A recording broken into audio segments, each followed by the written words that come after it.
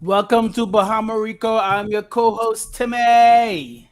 And I'm Brian Fonseca, as Timmy likes to emphasize. We are the Bahamarican Boys. We have a fuck ton of guests today. We're gonna get to that shortly.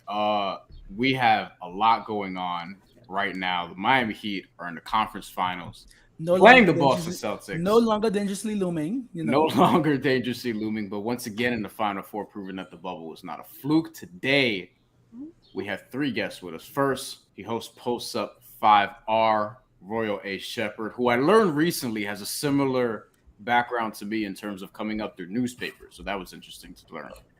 You can check out that Fanalist interview at Fanalist website. Gadiel Cartegena is here. He's back on the show. Probably was listening to Bad Bunny all week long, as was I. You know me too well. You know me too well. Después de la playa on repeat. Exactly. Especially the last Which 2 is so minutes. funny because Jack Harlow was about to have a number one record that week, and Bad Bunny came up from nowhere, Yeah, from fuck nowhere, that. and just jacked the streams. 23 songs. I ain't gonna lie, it's a little bit long, but still, we do what we do. And then Ricky J. Marc is here for the first time. Maybe from Paris, not from Paris, kind of from Paris, but somewhere. But he's here. That's the most important thing. Ricky, how are you? Yeah, I'm happy to be here. I feel fulfilled at last to finally be on with the Bahamarican Boys. I'm not salty about it. Okay, Mr. Popcorn, Mr. Popcorn. Royal and Gad have both been there like a million times, and I mean, not a million. We don't have to exaggerate. Feels like it. More than Ricky, that's for sure. But Timmy, before we Timmy, you stand on have the an ad to graves, read before we get started. before we stand on the graves of the Bucks and the Sixers and the Suns, we have a new sponsor this week, so Brian will be able to talk about his favorite sponsor. But A Aggressive is an insurance broker agency that has been servicing South Florida for over 15 years. They offer auto ends, homeowners ends, condo ends, life ends, and also retirement programs. And none of us ain't too old for that yet, but we eventually can need a little thing. So they also give free notary services to our clients. They represent the leading ends carriers in South Florida. You get a bad driving record, no problem. No drivers refuse. So you get free phone quotes. Just reach out to our homie, Forever 5 Reasons, Lynette.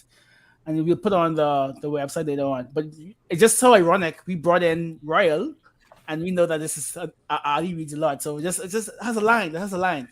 Man, she's the primary sponsor of the Fire Reason Sports Postgame Show. So make sure you visit insurancebylynette.com or give her a phone call at 954-581-8800.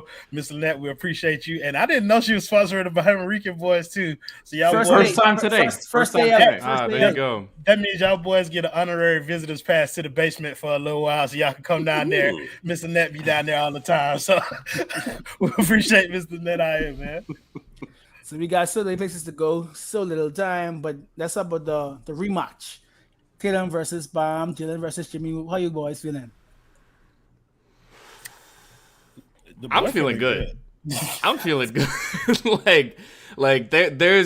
there's so much that favors goes in Boston's favor for this series theoretically, but I think this is the type of series where you say, okay, how do the Miami Heat get an edge on their opponent? And they kind of built their team to do the little things, the things that don't show up on the stat sheet, the mental edge, the experience, the veterans, the championship caliber, the championship pedigree. That's what the Heat pride themselves upon. So this is the one series, the matchup that I wanted in terms of who we could have had between the Bucks and the Celtics, because the Celtics, they're really damn good defense. They're a really good defense, but they don't take away our star players. They can contain them, but they don't take them away. Milwaukee would pretty much erase Jimmy and Bam and make them do things they're not good at. So they can still kind of play to their strengths, and then the role players can play off of them. It's going to be one hell of a series, but I'm feeling good. I think the Heat are winning the series. I'm going to throw this to Royal because there's something you brought up, Gad, that was interesting because people have been talking about which matchup would the Heat or should the Heat have preferred between Milwaukee and Boston. I always felt like, given that Chris Middleton were to come back at some point if they got to the Eastern Conference Finals, at least we expected that, Boston would have been the better matchup anyway, especially because they're smaller than Milwaukee is, as good as they can defend and as good as Jason Tatum has been. Royal, to that, you say what? And, is this an outcome that you, I guess, have liked for them?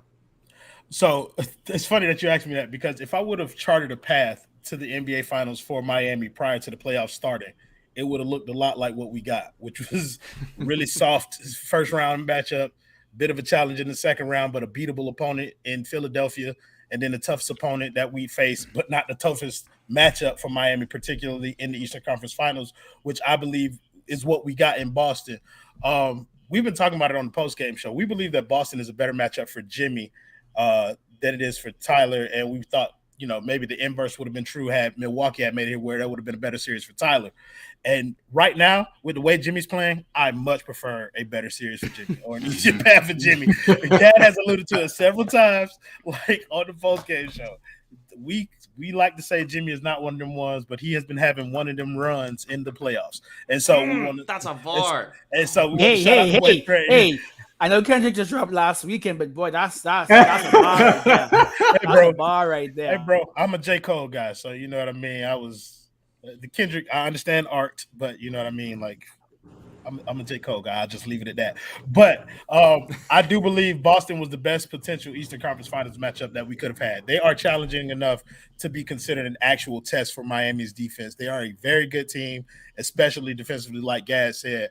But I do believe that they are beatable because they are similar to Miami in that respect, where their offense kind of comes and goes at times, and they usually rely on their defensive efforts. And, it's just I forgot who said it, but it's not going to matter who the best player is, because that can flip-flop between Jimmy and Tatum throughout the course of this series. It's going to matter who's going to be that third best player. And whoever has that third best player consistently, that's who's going to come out of this series. And I believe that Bam Adebayo is going to take that role in this thing, and that's why, you know what I mean, I'm liking Miami. Before we go to rookie, I always said that I think I've said before, Bam struggles with aggressiveness sometimes. But there's nothing more satisfying than beating the shit out of your friend in the matchup. So we saw what happened 2 years ago, and we know how so I feel like even if he doesn't care about the Heat, he wants to destroy Tatum, and that's going to work in our favor. So I want to go to you, Ricky. Just talk to me about a few of the keys, and you could go from anywhere. We talk about Jimmy, maybe a hero or Bam, a Caleb or Max. Who do you think is who or what type of defense offense you should look forward to in Heat's favor that we haven't seen yet, Yeah, so I already like a good deal of what both Gad and Royal have already said, but I want to offer this particular individual, Victor Oladipo. We know who Bam is. We know Tyler Hero. We know what Kyle Lowry might be able to do if his hamstring ever heals this season. But Victor Oladipo provides a potential fourth player that can create offense for you. And when you look at what the Milwaukee Bucks struggled with in some of those games where they were struggling to close out, and what ultimately proved to be their demise, and I think it was besides game 6, I think it might have been maybe game 4, something along those lines, where things just got ice cold for them, and Jrue Holiday couldn't buy a bucket if he had $1 million. That was the whole series. Well, yeah. Well, there were some, like game 5 was when he started hitting. Anyways, I see what you do. You're making me, yeah. But no, the thing is, I think Victor Oladipo has the opportunity to really challenge this Boston Celtics defense, because look, Marcus Smart is now the reigning defensive player of the year, and for all intents and purposes, he earned it. Even with Jrue Holiday being who he is, and some of those other guys playing as well as they have, he's a pretty damn good defender, and to a certain extent, he did earn it. However, he's one guy, and he's already hurt. It looks like plantar fasciitis potentially. That mid-foot type injury. Yeah, that's what it sounds like. Yeah, I think someone in the group chat confirmed something I was thinking about a little earlier when I read that. Shout out to Alfredo. Yes, exactly. So it's like, that could be concerning, because look, you have a solid defender in Jaylen Brown. You've got good defenders all around, from Al Horford to everybody else. But Miami's wings could potentially offer a real issue for this Boston Celtics defense, and I think it starts with I was going to say Gadiel Cartegena for some reason. Hey, Mike, you never know. The chances are who knows? non-zero. They might need you if Gabe ain't pulling his weight. But ironically enough, but no, I think Victor Oladipo could really cause some problems for this Boston Celtics team, because if you've got all of them out there and they're pretty much going back and forth with defensive stops, you got a slasher that could potentially get some guys into foul trouble, which would open up the paint for Bam Adebayo to go to work, essentially. Because if you can send someone like Al Al Horford to the bench with a couple early fouls, which you can do if Jimmy, Vic, and some of those other guys are aggressive. That makes things a lot easier for what Miami is offering. Now, with regards to the rest of the series, I am cautiously optimistic about Miami's chances. I've said multiple times during the post game that the Miami Heat are going to win the NBA championship. I said that in post game and on Dono's show. But for this series, if we look at it in a vacuum, this is something that will go longer than 5 games. If Miami wins this series, it'll happen in either either 6 or 7 games. And as Milwaukee learned the hard way, Miami will be thankful to have earned home court advantage heading into the playoffs. I want to get to this question in a second because this is sort of the theme of we just saw a photo of all the ESPN pundits, so to speak, picking Boston, which didn't surprise me at all. One, because it's Boston, and I know that a lot of my white media colleagues love them some Boston. And then 2, just, the Heat, the Celtics. A lot of people are just going to pick the Celtics in that regard because they're very high on everything that comes out of Boston, to go back to the earlier point. Something that Royal said, though, I wanted to go back on because this is something that we talked about before, Timmy, when it comes to the Hawks series and the Sixers series, where people were saying Trae Young, best player in the series, Joel Embiid, best player in the series, and now everybody is going to have Jason Tatum as the best player in the series, to which I would say, even if you think Jimmy Butler is not the best player in the series, can he have a better series than Jason Tatum? Absolutely. And that's really what matters, is who's going to play better in that series. Like, people can think Trae Young was better in the first series, and he's not. But let's say that they did. There was no chance he was going to have a better series than Jimmy Butler in that, because the way that Miami was going to guard him, et cetera, et cetera. And then with Philadelphia, yes, I would put Joel Embiid ahead of Jimmy Butler in a vacuum. But given the ailments and given the playoff performances and Joel Embiid, I'm not going to say he's a bad playoff performer or anything like that. It just so happens that he always tends to get injured during playoff time again, which sucks. But hasn't had the playoff success that I would have liked to have seen at this point of his career. Now here with Jimmy Butler and Jason Tatum, it's obviously going to be closer, but I also don't think that matters as much as Bam and Tyler and the rest of the guys stepping up. Bam and Tyler in particular, because I'm surprised at how much success they've had without Tyler really doing much of anything necessarily. Like, he's had a couple really good games. I don't know, Gad. Is that something that surprises you and either gives you optimism or pessimism in the series going forward as it pertains to Hero? I think you can kind of spin it whichever way you want. Like, I am generally an optimist, so I think the fact that we've been able to accomplish so much without Tyler Hero playing up to standards is huge. Like, I think that's a really big deal for this team because there was points in this season where it felt like the offense was Tyler Hero or bust. And they completely got away from that. Now it's been Jimmy Butler or bust in certain games because you have missed Kyle Lowry. You haven't had that really huge band performance yet. You haven't had a Hero performance. But I think the one thing that I am optimistic about with Hero is like the Hawks, the Sixers, they showed so many defensive coverages to Hero that maybe getting some of those reps can end up benefiting him against Boston, because Boston is clearly the toughest matchup for Tyler Hero that he's faced so far, in my opinion. Like, this is a matchup from hell for all role players. They are a really, really good, long, switchy, aggressive, strong defensive team. But Tyler Hero having those reps could also benefit us long term, because now you know what it looks like when they're sending 2 to the ball. You know you're not supposed to pick up your dribble when they're trying to blitz you. You know that you can try to hit the guy on a slip like the way Strus was doing later on in that series. So maybe there's some development that can hopefully happen from game 1 of the playoffs to what is now going to be game 12 of the playoffs. And if that happens, if Hero kind of gets his head screwed on again, then yeah, I think he's always been a gamer. He wants to be on the floor and play in big moments. He just hasn't really had the confidence / the wherewithal to get that done so far. But if he could learn 1 or 2 things from those first 2 rounds, that could be huge. Like, they're going to need him in this series. They're going to need him, Bam, Jimmy, and they're going to need the role players every now and again. But those 3 are the 3 that they have to hang their hats on every game. Utah will be the biggest beneficiaries of that development, and I appreciate everything that happens. I'm trying to be positive. Yeah, sure. Listen, gang. You are the optimist. Gosh. You be yourself. Live in your own skin. I am Naheem. I am the pessimist of the panel. You are. Oh, yeah. Listen, I'll wear that hat, Kane. gosh. You know how we do, right? But no, I don't see I don't necessarily see a turnaround from Tyler Hero in this series, and that's okay.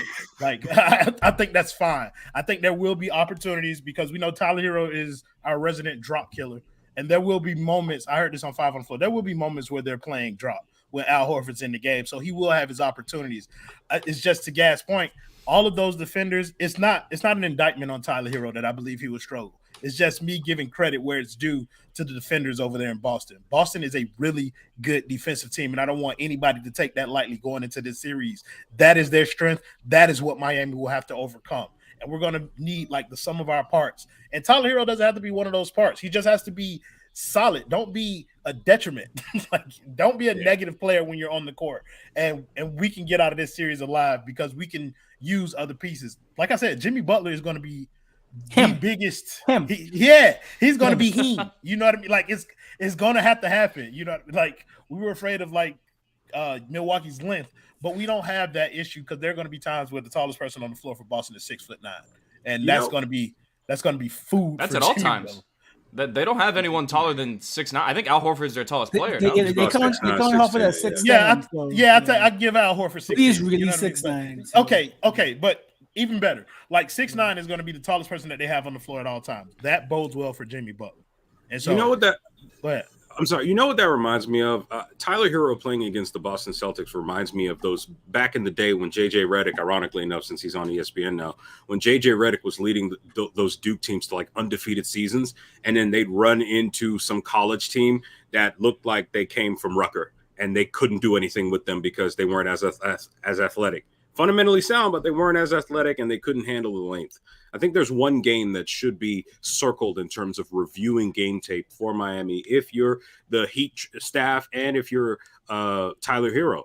It's that one game where Boston came in about a day or two after Marcus Smart had that blow up with the guys in the Boston locker room. And I distinctly remember that evening saying that this would be a trap game for Miami. I was laughed at. These things happen. And Boston came into Miami and blew them out. And it got to the point where Tyler Hero was shut down in a way we hadn't seen since maybe college for him. And I think the way they attacked Tyler Hero told us a lot about what Boston's defense was destined to become in the second half of that season. I imagine that Tyler Hero will be watching game tape and trying to sort out with the training staff and the coaching staff how they can take advantage of some of the holes in their defense, or if there are other ways in which he can contribute to the team without, as Royal said, being a detriment to what they're trying to do out there, because you can't take games off. You can't sacrifice games, and pretty much literally every game matters now that we're midway through May, and the only thing left is the NBA Finals. All right, we got about 100 motherfuckers in here, more than that now, actually. So start bringing those questions because we're going to get to them. David, let's go from the very top. There was one at the very beginning. I think this was before we even went live. Reading the names is always fun. Timmy lets me do that for whatever reason. I'd be fucking them up. Deschust, whatever. Why is everyone picking Boston? Because all everyone knows about the league is what ESPN and TNT tells them about the league. Royal, jump in here, please.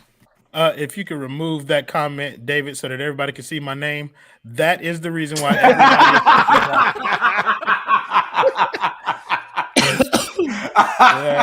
that's why, bro. People, I think the point has been made over and over again. Miami is not an entertaining team to watch. They are a very good basketball team, but they are not entertaining. So people in the national media have not watched them. As a Heat fan, you as the Heat fan, you should not give a shit about whether or not people are watching this team. Only thing we are here to do is talk spicy on Twitter after we drop another team that people pick to beat us. And so that's what we're focused on, bro. Like, I don't give a flying rat's ass about what they say about Miami in the media. It does not make me any difference, bro, because it's not going to change what we do when we get out there on the court. But the reason people are picking Boston is because they've watched more of Boston, so they're more confident in the skill set that they've seen as opposed to the one that they haven't seen. They think we're some kind of cute little side story as opposed to a team built to be in these moments. Yeah. Miami was picked to be the soft number one before the playoffs started. And, you know, Phoenix lost to Dallas by like 50 or 100 or whatever that was. Lost ever in a game 7, ever in a game 7 with Chris Paul, with Devin Booker, with DeAndre Ayton. Mikal Bridges, who they thought was supposed to be the real defensive player of the year, like so many of these guys, Yeah, and they got smoked. Yeah, and I don't think a lot of people would have said that Dallas was even a better team than Philadelphia before the semifinals. But, people are always going to move the goalposts. Anybody else have anything to add to that Celtics point before we move on to Kryptonite question here? A lot of that was already pretty much straight up answered, but this is from a narrative, from a rating standpoint. It's a star-driven league, and it's a star-driven media apparatus. Miami has no quote-unquote stars. Bam is not a quote-unquote star because he's not blowing you away with star stats every night consistently. Some Heat fans might get triggered by that, but look, I'm either watching or a part of the post game, and I see a lot of them like, "Oh, what happened to Bam? He sucks." So there you go. There's your proof, right? Jimmy is not a star. He's not, as we say, one of them ones, but he's having one of them runs. Stars are one of them ones, right? So he's not a star. Kyle Lowry was a glorified role player until he won a title with Toronto a couple years back with an actual star next to him. These are your three best players. Who else is on this Heat team? So, of course, the media, aside from the fact that the Heat don't talk to ESPN or whatever, they're not going to focus on that. So, naturally, they're going to want the stars to win, and they're going to assume the stars are going to win. What's a perfect example? Here's a painful one for all you Heat fans out there. Go back and look and see who they predicted would win the 2011 NBA Finals. JJ Barea. Exactly. Me and Gad ain't going to say anything bad about JJ Barea over here. Sorry. Of course not. He's Puerto Rican. Yeah. Exactly.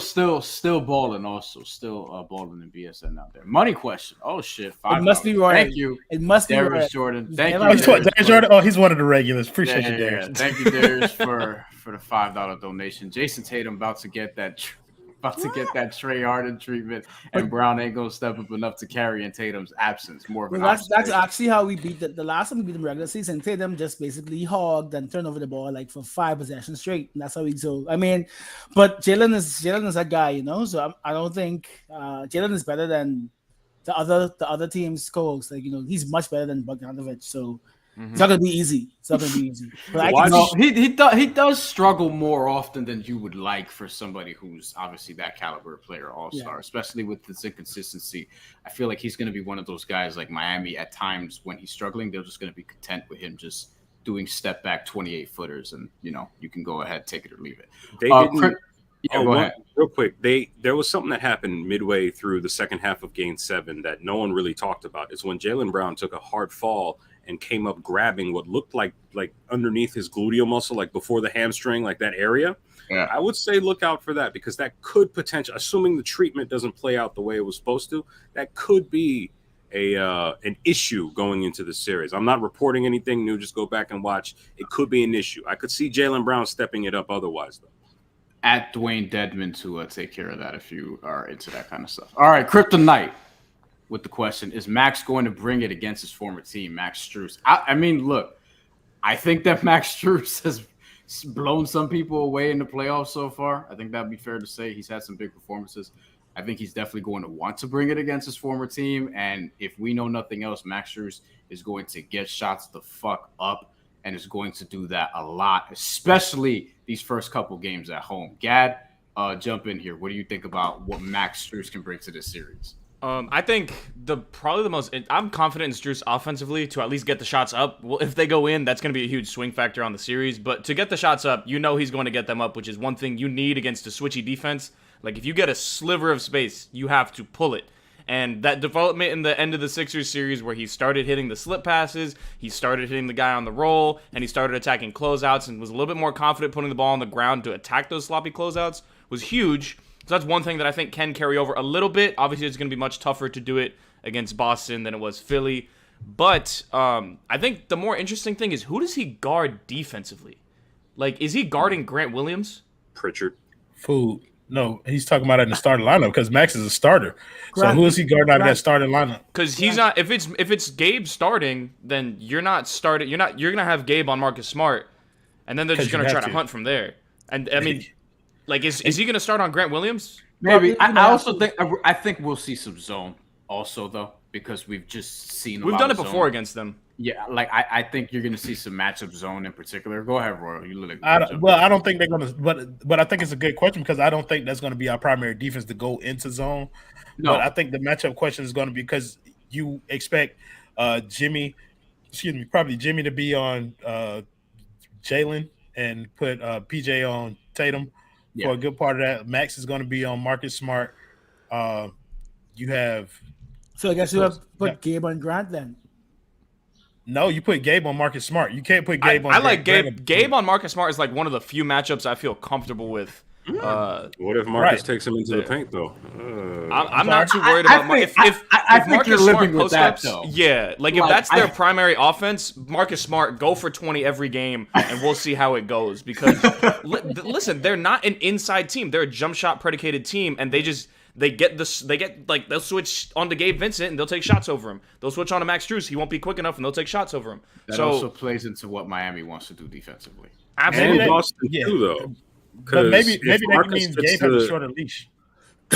Awesome. Yeah, but like if Marcus gets to the free throw line somehow, that sends Boston into the bonus a lot earlier, which means as a renowned flopper, that could be problems for especially those other two wings that they have that are looking for shots. And if they're struggling, sending them to the line, seeing the ball go in multiple times, next thing you know, you could end up having a situation where you saw how Milwaukee was giving Grant Williams reps in the first half, thinking, oh, he'll never hit those threes. And then what happened in the second half? He became Mike Miller, Game 5, 2012 NBA Finals. I think those flops are more pronounced that he's playing against Gabe Vincent instead of Kyle Lowry. The refs might respect. I mean, respect Miami? No. I'm just saying, but like if it's Kyle Lowry, then the refs have more respect for Kyle Lowry, so those flops may not get called as frequently. But I do think that's a valid point to bring up about how much he flops and the calls that he gets off of those. Again, it's going to happen on anyone, though. But with Gabe out there, I think that might be a tell him to keep his hands up. He learned playing against Trey. Trey flops just as much offensively. So if Gabe is out there, that likely means credit on Twitter after. That's fair. If Gabe is out there, that likely means that Kyle Lowry is probably not out. And if Gabe is in foul trouble, who are you bringing in to replace him? Oh, Victor Oladipo. Okay, and it continues, and then what? Not really. You can switch everything. I mean, if any team's top two ball handlers go out with foul trouble, that's always going to be an issue for whatever team. Well, you have to have your players be smart enough. If Marcus Smart is drawing a grand total of 8 to 12 fouls on you, shame on you. That's honest. Shame on you. Thing is, and because Boston's more of a jump shooting team, I think Miami is actually going to draw more fouls because they're going to attack. They should attack more. Jimmy's gonna try to get to the rim.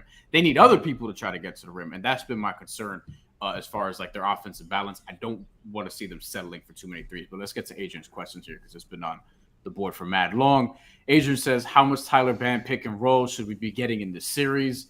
I know that Boston likes to switch some, but some of the games they put Grant Williams on Tyler, and that's a good matchup for him." Tyler Bam pick and roll, didn't see it as much in last series. I feel like that we saw it in the previous series, or at least toward the end of the Phillies series, but I think we should see it a good amount. Timmy, what do you think? I mean, we've been saying this all year. The key to this team's present is the future, Tyler and Bam. So in those possessions where you see things get muck up where everyone's going one-on-one too much, go to a Hero and Bam, pick and roll. We've seen it work over and over again. So I don't know why, but I mean, I know why. The switch in, the defense, whatever, the traps to blitz in. But I don't know if this team will blitz as much as maybe what Doc was doing with especially he may blitz on Jimmy, I mean, and I know Ime's a good coach, but yeah, man, I think Hero and Bam kind of were not born, but they got their reps in the bubble doing that against the Celtics. Yeah. So bring it back, I don't see that now. Tyler's gonna need it in order to get free. What do you guys think? Because I think that we should see this, but I think we're going to see it. I'm not sure about how much we're going to see it. Yeah. Adrian's second point, excuse me, it's kind of along the reason why. Because they like to switch, they're going to switch that pick and roll. Yeah. And I mean, Grant Williams may seem like a favorable matchup for Tyler, but if he can't get past him, then I mean, there's nothing else that they can do. I mean, Tyler struggles with getting by some certain players. So. Yeah, and so maybe I think we see a lot more Jimmy Bam pick and roll. But I think it's going to be really important for Gabe in the pick and roll with Bam to be able to make a pass like to Bam. So I think it's more important for Gabe's pick and roll game with Bam than it will be for Tyler because I think they're just going to switch that and live with the results of that. But if Gabe can be effective in that pick and roll with Bam, then we can get some real production out of that. So I think there are a couple things. One, if I'm scouting Bam Adebayo throughout this playoffs and throughout this league, throughout this season, I'm not as worried about Bam actually getting the ball on that roll because it's a good chance he's probably going to end up passing it out anyways. I don't see him doing that. I mean, if Bam is the one beating us, if I'm Boston, I'm like, okay, cool. We'll see how this goes because I don't know if he's going to be consistent with it. He's Bam Adebayo. Like, I mean, that's one thing. The second thing, Kyle Lowry is listed as out. Caleb Martin, ankle sprain. Max Strus, hamstring strain. PJ Tucker, calf strain. And Gabe Vincent, hamstring strain are listed as questionable. It's going to be a problem. they're all It's going to be an issue. They're going to play though. You know Yeah, what they're he gonna does. play, They but- list everyone questionable, and then I will also say like Bam was the best player in the Eastern Conference Finals when we saw this matchup a couple years ago. Now When? Boston's a better team now, as is Miami.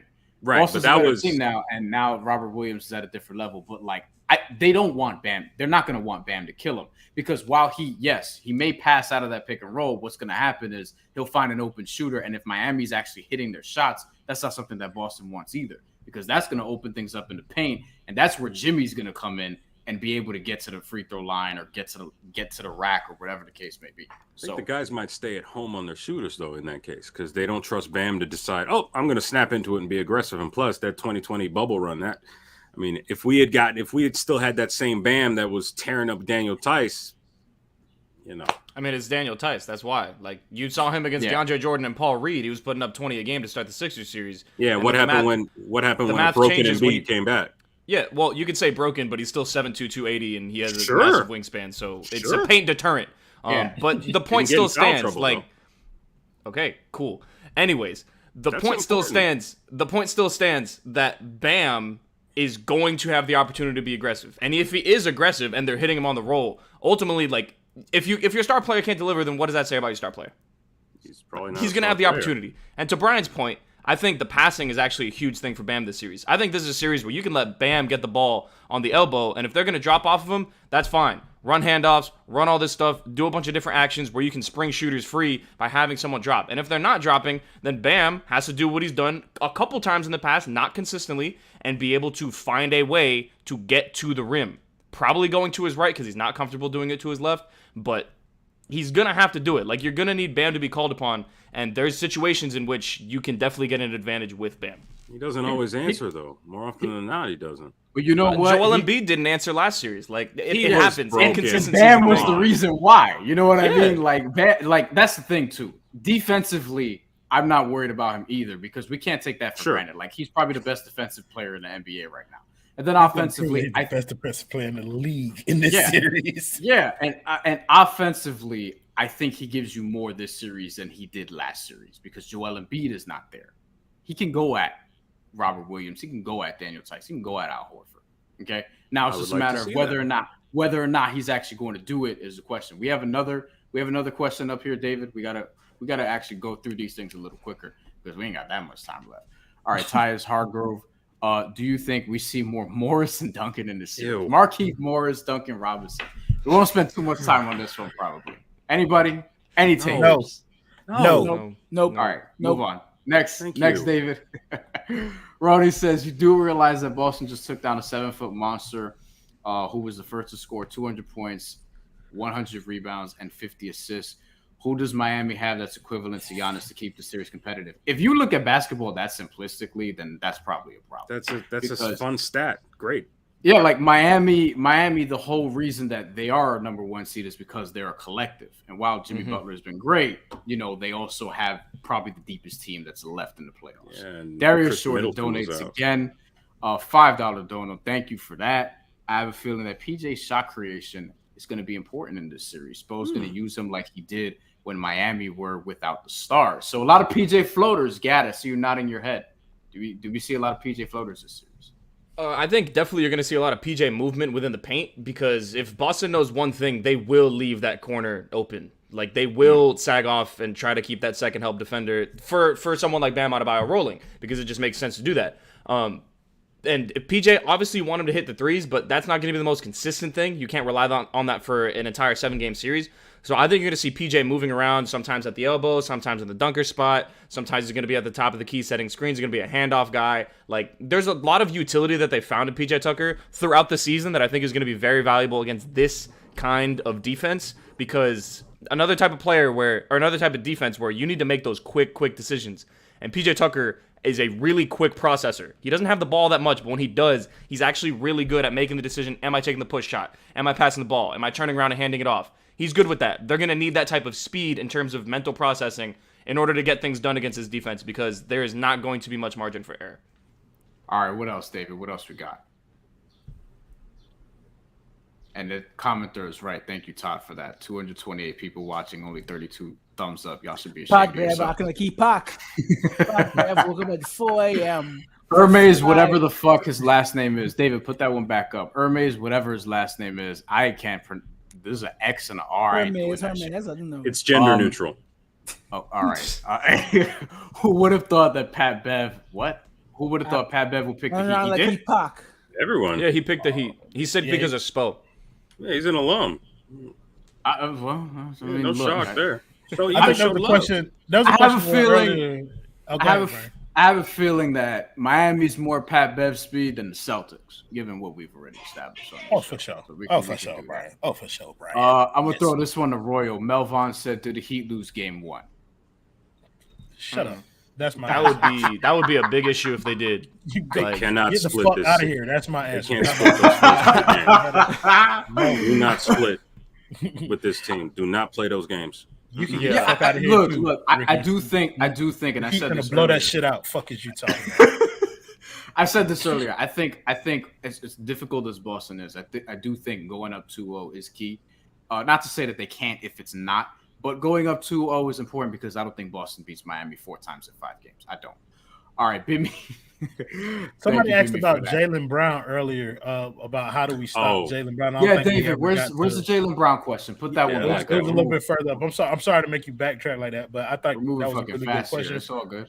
Yeah, because he's really important. Bro, listen, when you get this many people in your comment section, bro, that shit get kind of crazy. But yeah, you would know. How do you stop Jaylen Brown? I think the answer to me is pretty simple. Make him dribble.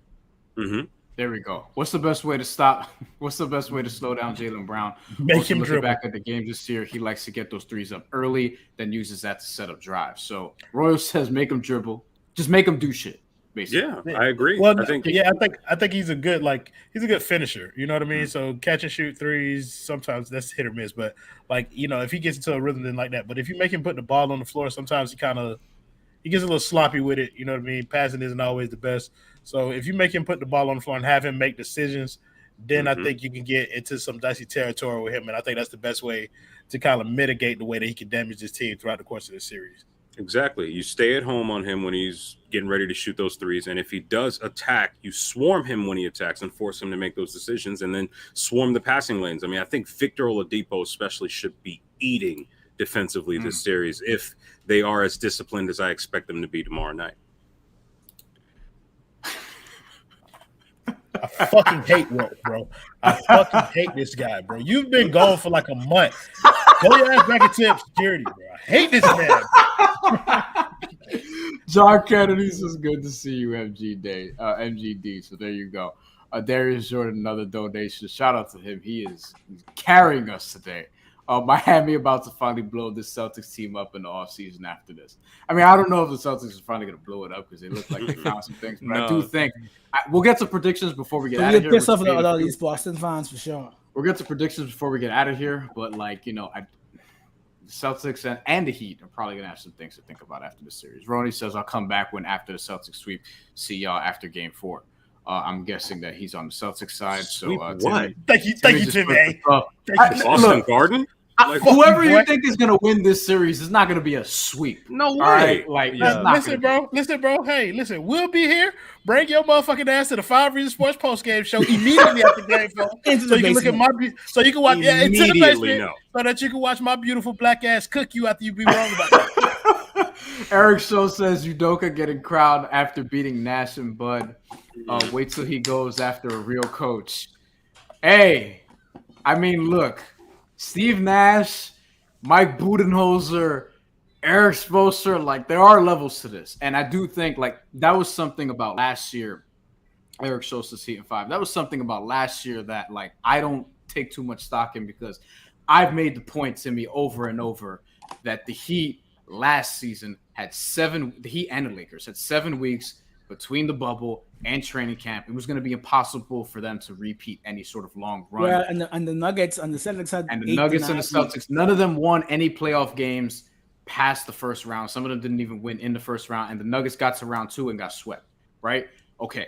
So, and coincidentally, this season, when the Bucks and the Suns no longer in the playoffs, they failed to make large runs. Maybe last year was a fluke and not the bubble. And you would say Chris Middleton. Maybe they all count. You would say Chris Middleton wasn't healthy, and I would say that he played in the Olympics and had 7 weeks before training camp. After that, before we were on a regular schedule. So Andrew Holiday and Devin Booker really shot like 30% the last series. That was disgusting. And Luka, but he doesn't do shit in the offseason. He plays his way into shape, and he finally gets it. Imagine if he had a. Imagine if he hooked up He with eat Tim Miami Grover. grill and Cheetos all goddamn day. And they come out here and block motherfuckers up in the post. Yeah, I was gonna say he's still cold after that shit. Doobie says PJ Strus, Gabe, who will play best in the series? This is a good question. Between PJ Tucker, Max say his Strus, real Gabe. name. I gotta get it. I want to throw Anthony in Leon here. Tucker Jr. Thank you. Yeah, and I want to throw in here. Do you think whoever is the best player in this series between these three, do you think any of them is a X factor to the degree that could swing the series? Depot. Yeah. Depot's probably the X factor. But of this group, I'll probably take PJ, just because defense, like what he can bring defensively, is so huge for this team. Yeah. I mean, we saw it. I'm also gonna say PJ of this group, but I do think Max Strus' shot making is important, and I think Gabe is gonna be very important in terms of his perimeter defense. His shot making too, like his shot will keep him out there, but his perimeter defense and his playmaking, he's gonna be able to make some passes in this game. And Kyle Lowry is gonna be coaching him until he's able to get back on the floor. Salmain Benani says Miami is the best 3-point defending team in the league and also the best shooting team. If we hit our shots, this ends in 6, if not Heat in 7. That's interesting because Alex Alito pointed this out 5 on the floor to me. I'm gonna toss it to you here. Threw out a stat where like the Heat were basically 6 percentage points or something along those lines below their season average, and the Celtics are actually a couple points better. Do you think that's gonna level out? One to like middle of the park or worse in 3-point shooting. So like we smoked the Sixers while shooting 19% from 3. Like that's such a crazy stat. That is a wild stat. That is actually a wild stat. Like, and they didn't even shoot that well against the Hawks because I was watching a lot of games. They had one. It was game 1. That was it. They haven't had good shooting games in these playoffs. I think they've had like 2 other than the 40 Duncan game. It's been below average. And to an earlier point, if Boston's going to leave those corners open, Miami could take advantage of that and perhaps get going. DG Sports Talk says if and when Kyle gets back, better to bring him off the bench or roll him out as a starter still. Start No, I think bench actually. I think bench. It Make sure depends. he's okay. Make sure he's okay because you can't start off again like the way that we started in that game where he clearly was not right. I mean, that was a huge impact. You have to try to start games as good as possible. And Lowry works with any player on the team. Like he can maximize bench unit too if he's hypothetically healthy. So I think start him off the bench. Like you saw Steph Curry do. I don't think Kyle Lowry should be immune to doing it. I think that's true. Yeah, like if he's playing well, then just roll him out later on throughout the game. But I would start with the starters if they're rolling. Roy, what do you think? Kyle, if he's healthy enough, start him or bench him? Or can you bring him off the bench? You have to start him. Like you brought him in here for these moments, you have to let him play in them. So, like I get it, and I agree with Gad in part. Like the way that he's played, like you can't afford to start off games that terribly, but you brought him in here to be a part of these moments and to kind of lead us in certain respect in these moments. So you let him play. Business is all that matters. All right, well, let's see what else we got here. Trevor Tatko, you think the arena will be full? Hell no. Hell no. Because Have we ever tried to get to a Miami game in time? It's fucking difficult. I would have to, if I was going to the York and game, LA. I would have to leave now. I would literally have to leave now to get there. 3:30 p.m. those excuses. Yeah, Like he's going on an international flight. it's such a logistically poor like area. Oh my gosh, it's such a hard place to get to. See, 8:30 p.m. start time may actually, I don't know, help or hurt some people. 'cause they'll show up It doesn't at 9. matter. They will always show up late. It does Exactly. not matter. It's a discipline thing. They don't got Draft lotteries before that, if anybody cares. If you go by, Maybe. But those types like to show up fashionably. They want everyone to see them walking in and sitting down. And them lower bowls are still. LeBron couldn't make them show up on time, so it's hopeless at this point. At this point, what you do, you darken the seats, and you make it like MSG and what used to be called Staples. So that way it looks. We don't focus on those eyesores because at this point it's ridiculous. On the Kyle Lowry discussion, Tony Wiley says bring him off the bench because it seems like he takes Gabe out his game when he doesn't start. Gabe has been one of the most consistent players on this team, whether he start or come off the bench. So I don't necessarily agree with that. I don't think nothing takes Gabe out of his game. I just think Gabe either has a good or a bad game. That's just what it is. Nobody impacts that but Gabe. So I don't think what role he is. Go ahead. We'll take a few more before we get out of here. DG Sports Talk. Does Dedmon get minutes similar to last round? I think we go smaller set. Bam be sitting too much sometimes. You know, like this. Oh yeah. Greg Sylvander's talked about this, like playing Bam 40 minutes. I don't think it needs to be 40 minutes, but like he played 36 or so minutes per game in the bubble run, and he's like at 32 now. And with Dwayne Dedmon as his backup, I feel like we should see more. No Dedmon. I feel like we should see more Bam minutes, especially against this Boston team where he's had success in the past. Horford, guys. Yeah, you need to just play him against them. I feel like going to the finals, so he's trying to slowly ramp up the minutes. Yeah, I feel like Horford's also going to try to he's going to try to Brook Lopez Bam, so Bam's going to have to hit some jumpers. I do think that's for sure. Gonna be for sure. Horford's definitely going to do that. That's some veteran shit. Juper Pajedes says Spo's scared of Bam getting in foul trouble. Look, against Joel Embiid, sure, but like Robert Williams not going to get Bam in foul trouble. First of all, Juber is a regular on the post-game show, and I've never said his name like that. I think it changes every time you say it, bro. What Juber, whatever his name is, bro. Exactly. Thank you, Brian, for teaching me how to say it. I'm pretty sure, Juber, you could correct me. You know what I mean? Like, no. Don't take them in the habit of correcting people. No. They gonna come in there trying to correct me. And I'm two more, David. Two more before we get out of here. Two more before we get out of here. Thank you, everybody, for rocking with us this long. I know everybody's hyped for the Eastern Conference Finals. Let's see. We got Jit from Florida. What do you say to people saying we've been playing injured teams? Everybody's hurt. Says fuck them. Yeah. Timmy says fuck them. It's May.